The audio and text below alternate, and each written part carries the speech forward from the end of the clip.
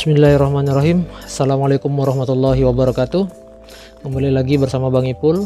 Nah, kali ini Bang Ipul akan menjelaskan bagaimana alur dari pengerjaan ERKAM. Nah, pertama-tama yang dilakukan adalah kepala madrasah menerima kode registrasi.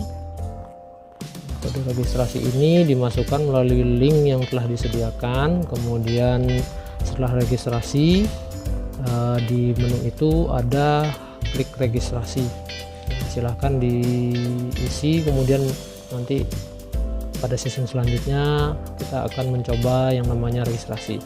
Nah, setelah registrasi dilakukan, kepala madrasah ataupun staf memvalidasi email masing-masing, atau salah satunya silahkan divalidasi. Kenapa divalidasi? Karena jika lupa password, maka untuk melakukan perubahan password tersebut dilakukan melalui email, jadi perlu validasi email. Yang kemudian yaitu selanjutnya setelah validasi email masuk ke login ERKAM.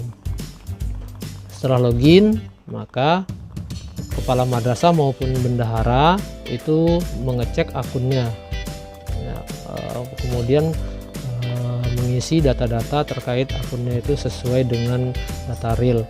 Nah, setelah mengisi data real, kepala madrasah yaitu mengecek profil madrasah. Nah, profil madrasah ini banyak sekali data-data yang kosong, kemudian kepala madrasah silakan mengisi data-data tersebut. Nah, setelah mengisi data profil madrasah, kepala madrasah ke pengaturan staf. Di pengaturan ini ada 3, yaitu ada staf madrasah, rekening bank, dan penerima. Staf madrasah ini berisi maksimal yaitu 8 orang. 8 orang termasuk salah satunya yaitu bendahara atau yang telah ditunjuk.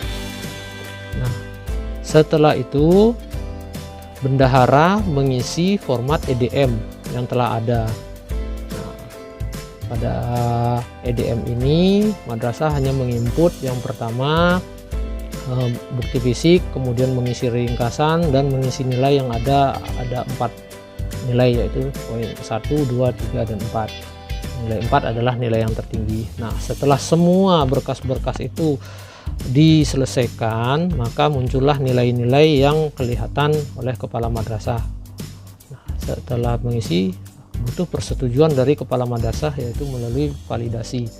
Validasi ini dilakukan jika data-data tersebut memang benar bahwa kondisi real sama dengan kondisi yang dimasukkan ke dalam EDM. Dari EDM ini maka kepala madrasah membuat rencana-rencana untuk meningkatkan EDM yang berkurang. Nah, kemudian kita lanjutkan sampai di sini. Pusat akan membuat SK dan pembagian alokasi BOS per kabupaten kota. Nah, setelah itu kabupaten kota akan membuatkan SK terkait madrasah mana saja yang akan berhak, kemudian membagi madrasah sesuai dengan alokasi BOS, yaitu berdasarkan siswa di EMIS. Nah, setelah melakukan pembagian madrasah, maka dilakukanlah update data agar data siswa itu masuk pada aplikasi ERKAM kepala madrasah. Setelah membuat update data tersebut, maka kabupaten kota membuat jadwal, yaitu jadwal penetapan. Nah, selama jadwal penetapan berlangsung, kepala madrasah boleh mengedit, menambahkan, menghapus, dan sebagainya di kolom rencana. Kolom rencana yaitu pendapatan dan rencana kerja anggaran, rencana kerja anggaran. Jika jadwal itu telah habis, maka kepala madrasah tidak bisa mengubah, mengedit, ataupun menghapus dari rencana ini. Nah, pendapatan ini dapat dilakukan yaitu pertama mengisi anggaran BOS APBN, kemudian yang kedua jika ada selain BOS maka pendapatan ini wajib diisi. Nah, untuk tahun 2021 kita hanya fokus di APBN BOS saja atau BOS pusat. Nah, kemudian berarti langkah ini kita bisa lewati dulu. Nah, setelah itu kepala madrasah membuat rencana kegiatan yang berdasarkan EDM tadi. EDM jika ada anggarannya silahkan dikerjakan. Nah, setelah rencana dibuat, rencana kegiatan, maka bendahara akan membuat rinciannya. Contoh, kepala madrasah membuat kegiatan sosialisasi atau pelatihan pembelajaran. Nah, sedangkan bendahara membuat rinciannya, yaitu contoh pembayaran honor, ATK dan sebagainya. Nah, setelah bendahara membuat rincian, maka perlu diketahui oleh kepala sekolah dan disetujui oleh kepala sekolah, yaitu dengan cara validasi. Nah, rencana kerja anggaran ini dibuat dalam 1 tahun, wajib 1 tahun dengan jangka waktu yang ditentukan oleh jadwal penetapan ini. Jika jadwal penetapan ini telah habis, maka dianggap madrasah tersebut hanya membutuhkan sesuai dengan apa yang ditulis di RKKL, di rencana kerja, ya, di rencana kerja. Nah, setelah itu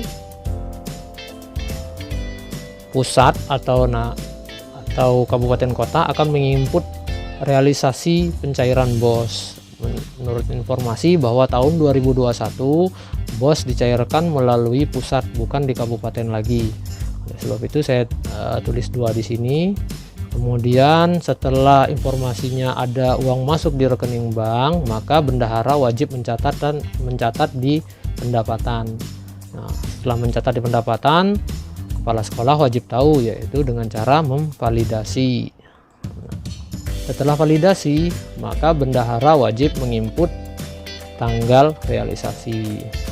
Nah, selanjutnya setelah dana itu masuk di rekening, maka ada yang namanya pindah buku, digunakan untuk madrasah yang membayar secara tunai atau cash. Dilakukan yaitu pada menu pindah buku, kemudian divalidasi oleh kepala madrasah dan kemudian menginput tanggal realisasinya kapan. Nah, namun jika madrasah itu tidak melakukan secara tunai, maka dapat dilewati langsung ke pengeluaran kegiatan. Ini pengeluaran kegiatan sama, tinggal diklik saja pengeluarannya apa saja, kemudian kepala madrasah harus mengetahui dan menyetujui. Jika tidak menyetujui, maka tidak dapat dilanjutkan. Nah, setelah itu bendahara masuk ke tanggal realisasi, input tanggal realisasi. Kemudian jika ada pajak, maka bendahara wajib mengeluarkan pajak dan juga memvalidasinya oleh kepala madrasah. Kemudian diinput kembali kapan pembayaran pajak itu dibayarkan. Itu sampai sekian, kita akan lanjutkan ke part selanjutnya, yaitu cara registrasi. Terima kasih. Assalamualaikum warahmatullahi wabarakatuh.